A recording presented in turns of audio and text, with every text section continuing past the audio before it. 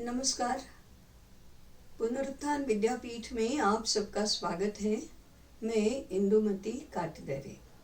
आइए गुरुकुल शुरू करें। इसके पूर्व हमने देखा था कि राष्ट्रीय शिक्षक ही गुरुकुल शुरू कर सकते हैं। इसका क्या अर्थ है, क्या तात्पर्य है?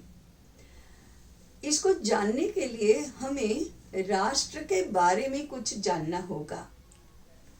सामान्यतः हम देश को राष्ट्र कहते हैं। हम पूरे भारत से संबंधित है ऐसी किसी भी बात को राष्ट्रीय कहते हैं। जैसे कि राष्ट्रीय अध्यक्ष, राष्ट्रव्यापी, तो पूरे भारत देश में जो व्याप्त है उसको राष्ट्रव्यापी कहते हैं। तो हम राष्ट्र शब्द को देश के अर्थ में ही प्रयुक्त करते हैं। देश ये भौगोलिक संकल्पना है। मूलतः देश का अर्थ ही स्थान ऐसा होता है। तो देश भौगोलिक संकल्पना है, साथ ही देश यह राजकीय संकल्पना है। हमारे भारत की जो भी सीमाएं हैं, जो दूसरे देशों के साथ लगती है, उन सारी सीमाओं के अंतर्गत जितना भी प्रदेश है वह भारत देश है।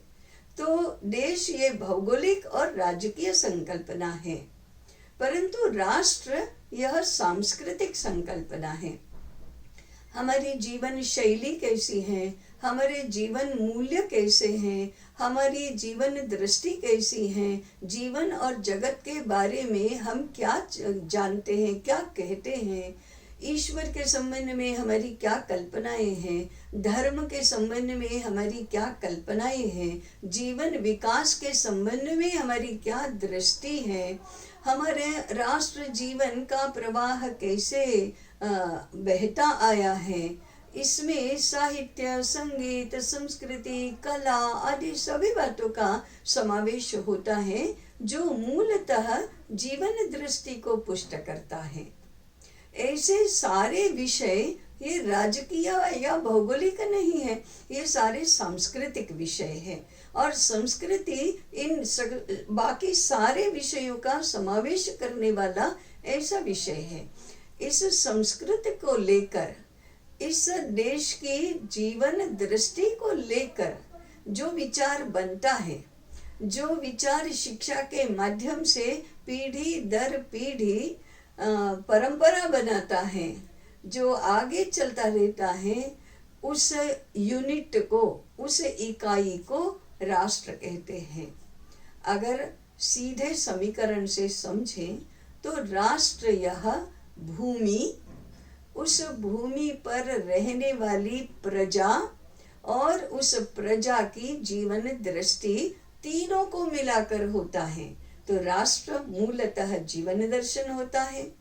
दूसरा उसका आयाम है उस जीवन दर्शन को जन्म देने वाली और उसका व्यवहार में पालन करने वाली प्रजा, और वह प्रजा जिस भूमि पर रहती है और जिस भूमि को अपनी मातृभूमि मानती है, ऐसी भूमि, ऐसी प्रजा और ऐसी जीवन दृष्टि मिलकर राष्ट्र संकल्पना बनती है। राष्ट्र यह सांस्कृतिक संकल्पना है।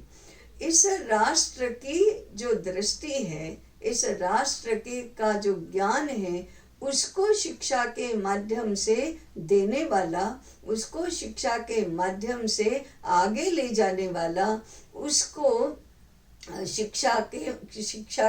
उसका माध्यम शिक्षा को बनाने के लिए निरंतर जो प्रयासरत रहता है, और वही उसको अभिप्रेत है, उसी के प्रति जिसके निष्ठा है, उस ऐसी शिक्षा देने में जो कुशल है, उसे राष्ट्रीय शिक्षक कहते हैं। अब आपको भी ध्यान में आया होगा कि ऐसा राष्ट्रीय शिक्षक ही गुरुकुल शुरू करता है, क्योंकि गुरुकुल शुरू करने का उद्देश्य भी तो वही है कि इस देश में भारतीय शिक्षा दी जाए, राष्ट्रीय शिक्षा दी जाए। जब हम कहते हैं कि शिक्षा भारतीय होनी चाहिए तो इसका अर्थ है वो भारत के संदर्भ में राष्ट्रीय होनी चाहिए। ऐसा राष्ट्रीय शिक्षक गुरुकुल चलाने के लिए कैसे विचार प्रारंभ करेगा, इसकी चर्चा हम आगामी अध्यायों में करेंगे।